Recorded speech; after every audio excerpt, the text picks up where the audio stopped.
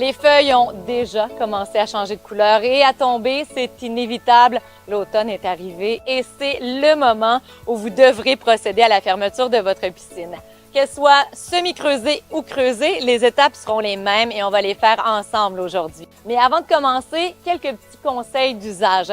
C'est le bon moment pour jeter un œil à vos installations, votre piscine, les équipements.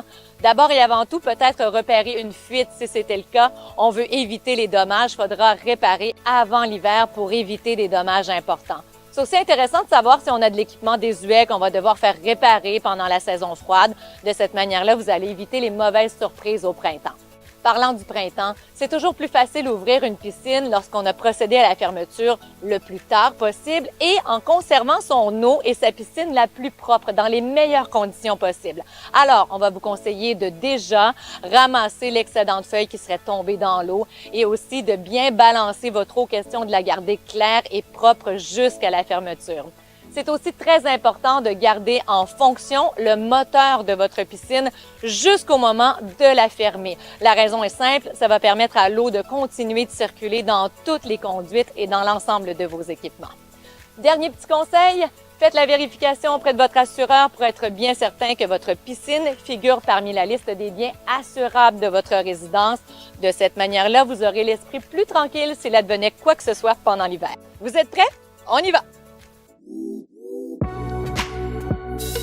Si vous êtes équipé d'un filtreur au sable, c'est le meilleur moment à la fermeture pour procéder au nettoyage du filtreur. Par contre, si les températures ont commencé à baisser, comme on va laisser le produit nettoyant reposer 24 heures à l'intérieur de votre filtreur, ce serait plus intéressant de le faire au printemps pour éviter le tout risque de gel.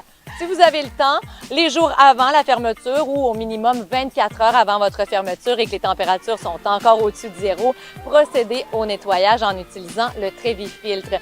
Vous allez le verser directement dans votre écumoire. On va d'abord fermer le moteur de la piscine, verser le produit et par la suite, on va l'ouvrir à nouveau. Mais attention, ça va aller vite.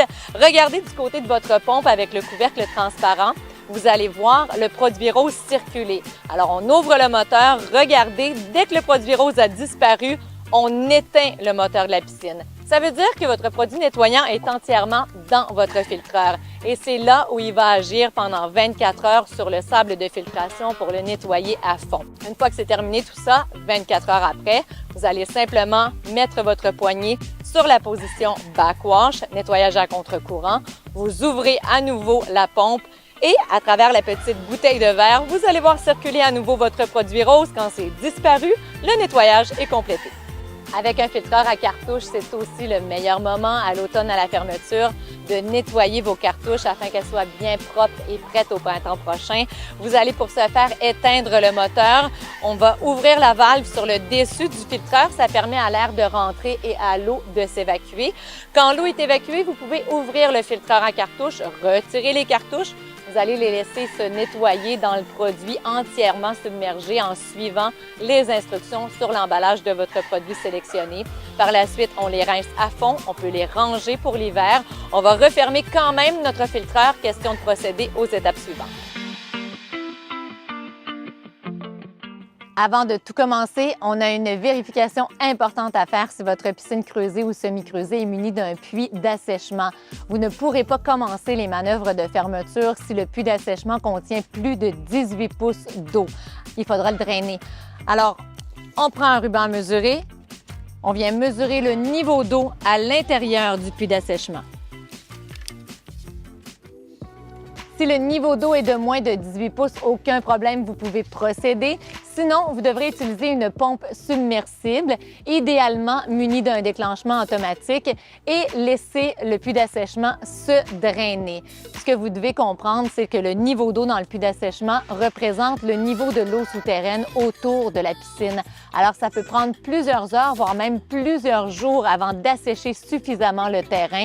Donc, même si vous croyez que le puits d'assèchement est vide, progressivement, il pourrait se remplir de nouveau pendant quelques temps avant que vous puissiez procéder aux manœuvres de fermeture.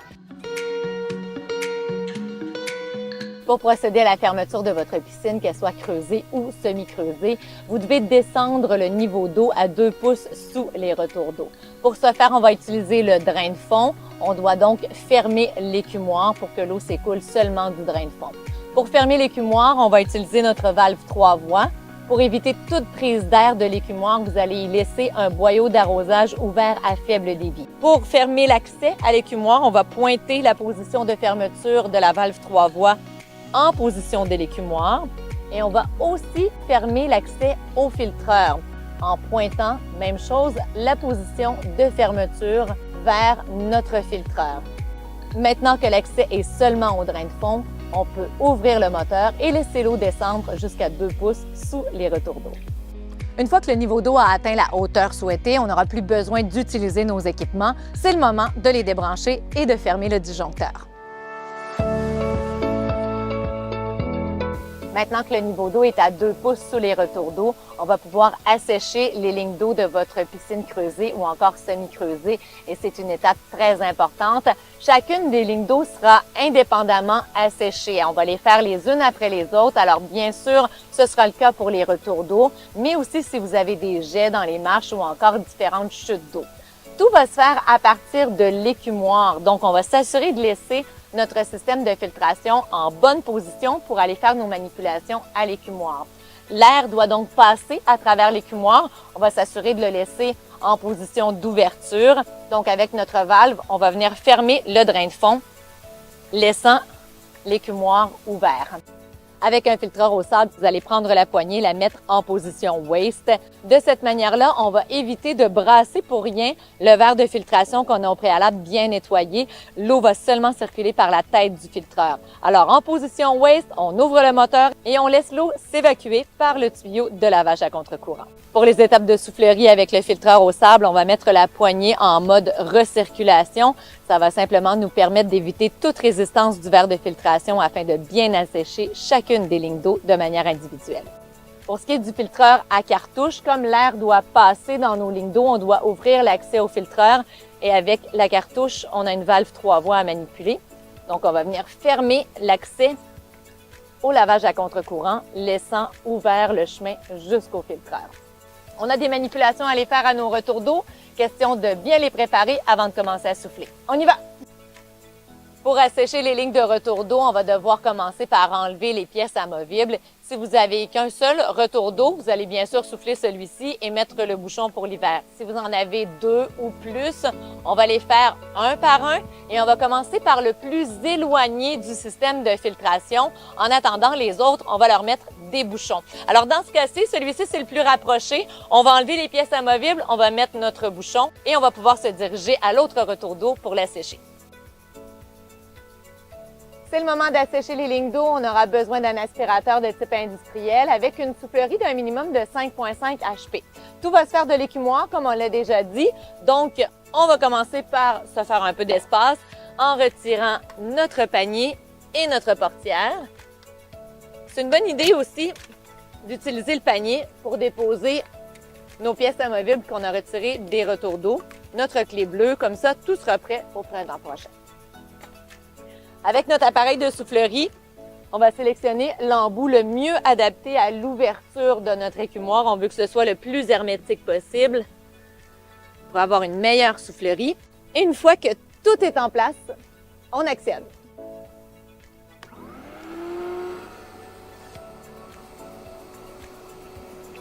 Notre ligne d'eau est asséchée, on a réussi une première étape. On va passer aux suivantes.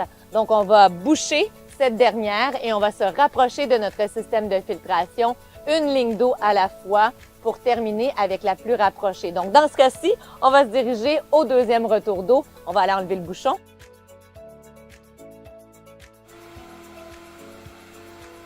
Avant de remettre en place tous nos bouchons pour l'hiver, on va s'assurer de verser une bonne quantité d'antigel dans chacun des retours d'eau.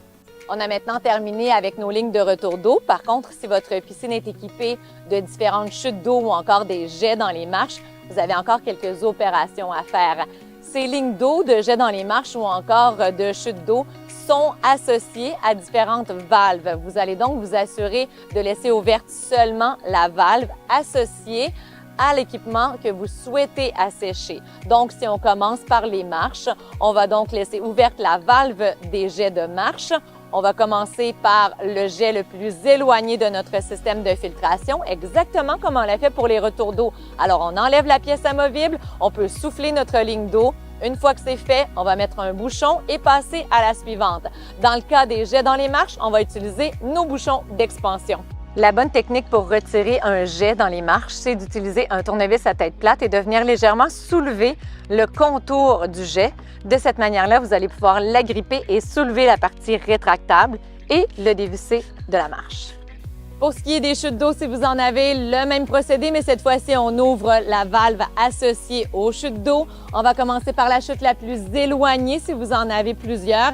Et les chutes d'eau ne sont pas toutes accessibles et amovibles. Si jamais elles le sont et que vous y avez accès, vous pouvez débrancher, mettre des bouchons, mais sinon, assurez-vous de souffler assez longtemps pour bien assécher chacune des lignes.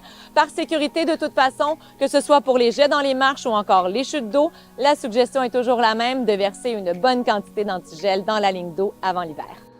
Pour remiser une chute d'eau ou une lame d'eau amovible, on doit la dégager de la tuyauterie. Alors, on défait l'union dévissable. À l'intérieur de la tuyauterie, vous allez venir mettre un bouchon d'expansion.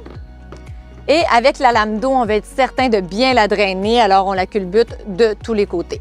Si la lame d'eau est munie d'un fil alimentant la lumière et que ce fil-là est enfoui, on va la laisser à l'extérieur pour l'hiver. Dans cette position, ce sera parfait.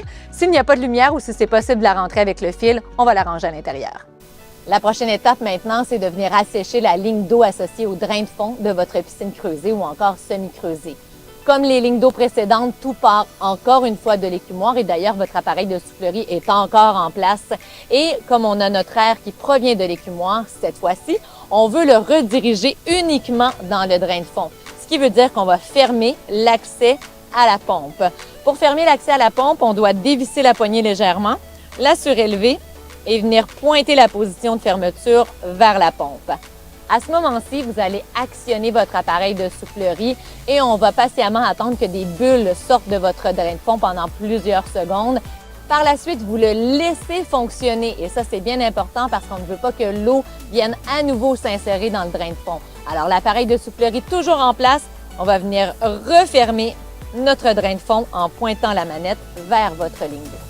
La dernière ligne d'eau à assécher, c'est celle de votre lavage à contre-courant si vous avez une ligne installée de manière permanente. Alors, si c'est le cas, toujours avec votre appareil de soufflerie qui est bien en place dans l'écumoire, vous allez vous assurer d'ouvrir la ligne d'eau associée à votre lavage à contre-courant et vous laissez fonctionner votre appareil de soufflerie jusqu'à ce que la ligne soit bien asséchée. Pour un filtreur au sable, vous faites la même étape, mais dans ce cas-ci, votre poignée de filtreur sera en position waste ou encore égout. On a terminé de souffler nos différentes lignes d'eau. On va maintenant préparer l'écumoire pour l'hiver. En retirant la soufflerie, on va pouvoir verser la moitié d'un gallon d'antigel directement dans l'écumoire. Vous allez venir fermer l'ouverture avec le bouchon adapté et par la suite, on installe les styromousses pour l'hiver.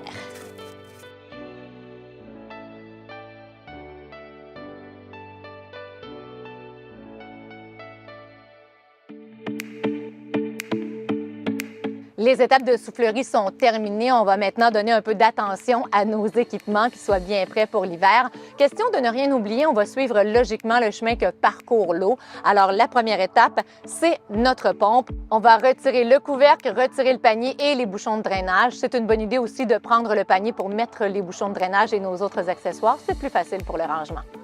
Pour une piscine semi-creusée, la pompe doit être rentrée à l'intérieur pour l'hiver. Alors, on va bien sûr la débrancher, la drainer en retirant les bouchons de drainage. Et au moment de la libérer de la ligne d'eau, on vient dévisser les unions dévissables et les trous, on va les boucher avec des bouchons d'expansion.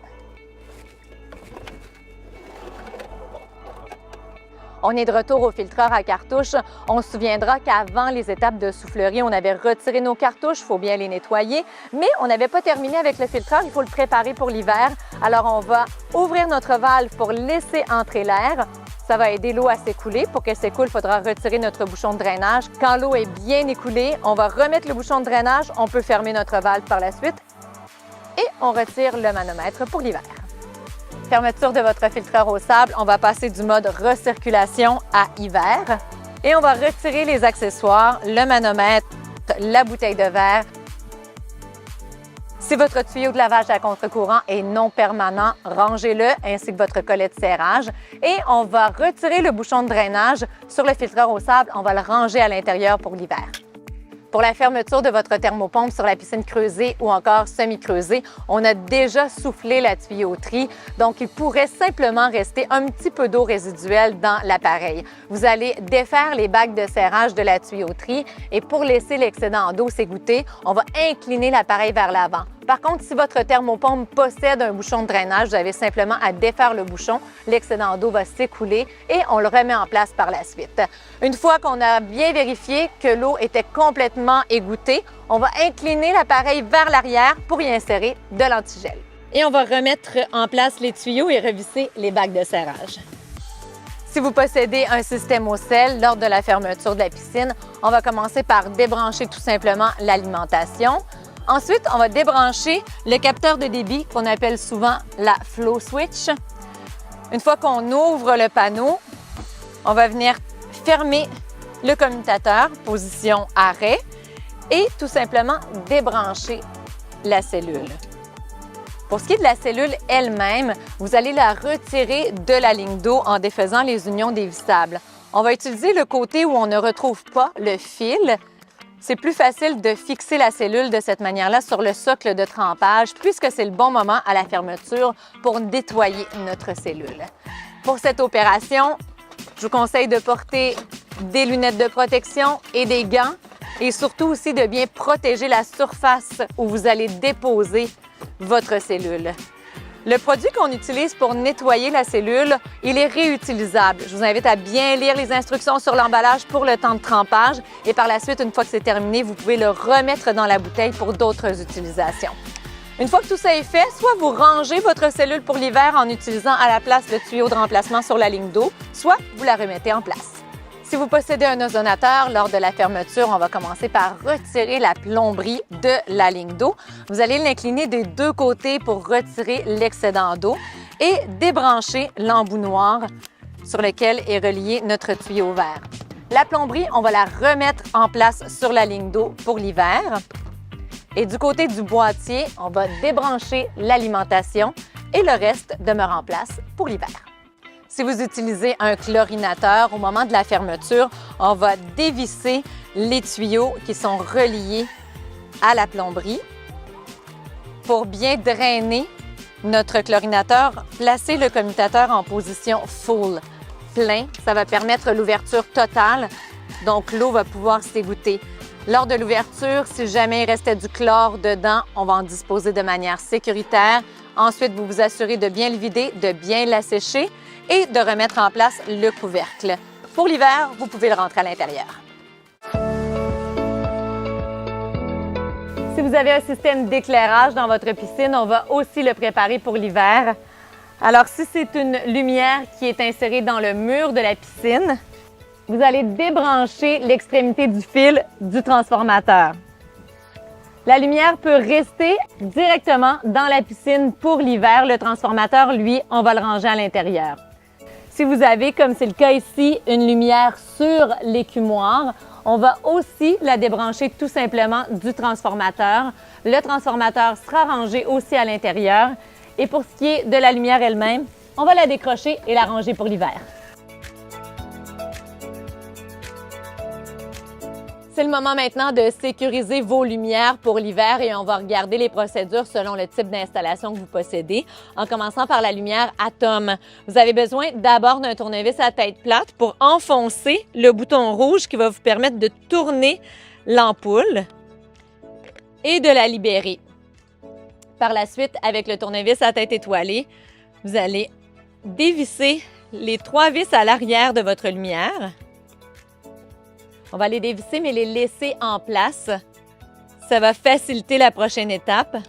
On retire l'ampoule et on vient la remplacer par un bouchon de sécurité.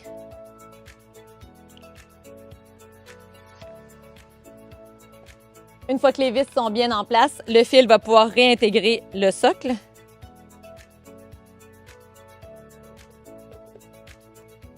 Et on va venir fermer avec un bouchon d'expansion.